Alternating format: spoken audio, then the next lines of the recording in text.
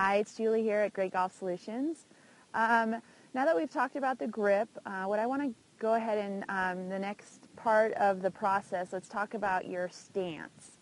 And we'll kind of go into detail, not only most people will struggle with how wide their stance needs to be, and there's a lot of instructors out there who will kind of make it complicated or complicate things because they kind of talk about, maybe they might talk about the same thing but in different ways, and it kind of gets confusing for students. So hopefully I'm able to make it clear and concise of how wide your stance should be, and then we'll also touch on balance in terms of your balance of your body, where you should feel the weight before we then move into the whole setup and everything and go into the swing.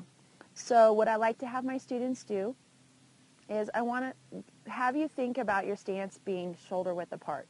And when I refer to shoulder width apart, what I like to have my students think about is that it should be off the inside of your heels of your feet and not the outsides of your soles or your feet. So go ahead and you want to look at the insides of your heels, and it should pretty much mimic your width of your shoulders. What this allows you to do is it allows you to have a good base to make a good swing and keep good balance. Some of the things that you want to keep in mind is if your stance is too wide, you're not going to feel a good transfer of your weight, and your body is going to be, you're either going to have to sway to get over to your right side and move and sway too much to get over to your left. Likewise, if your stance is too narrow, it's not going to give you, you're going to feel off kilter. So if you make any type of movement, you're going to lose your balance. So shoulder width apart, it's going to be off the inside of your inside of your heels. And then what I like to have what I want you to do is, with regards to your toes pointing straight ahead or slightly wider, that's where I like to have my students think about widening their stance that way. So your stance really is going to be wider at the toes and more narrow or shoulder width apart at the heels. So, and what that allows you to do is it does widen your stance just slightly, and by getting your toes about 30 to 35 degrees out, it allows you to make a good, easy move from your right side to your left side. It's a more natural. If you keep your toes straight ahead, it will restrict you a lot, and it'll make you, as you swing through, you're either not going to be able to get to your left side, or you'll end up turning your foot out or spinning your foot out.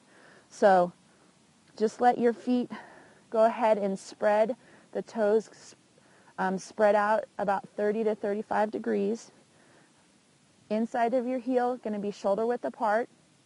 And then with regards to balance, or where you want to feel the weight of on your feet, as you're standing, you'll notice that you feel weight probably more on your heel than you do on the toes, because if you stand on your toes, you're always going to be leaning forward.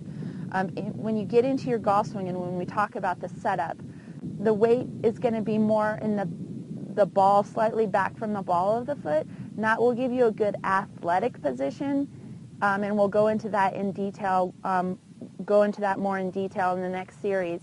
But just to recap the stance, shoulder width apart, focus on the insides of your heels as being that. Let your feet turn out about 30 to 35 degrees, and then, as we get into the full swing, it'll make more sense because it's going to allow you, you're going to have a more natural movement from right to left. With that being said, go ahead and practice the stance. Stand in front of a full-length mirror when you're at home or anything like that, and let's move on to the next segment.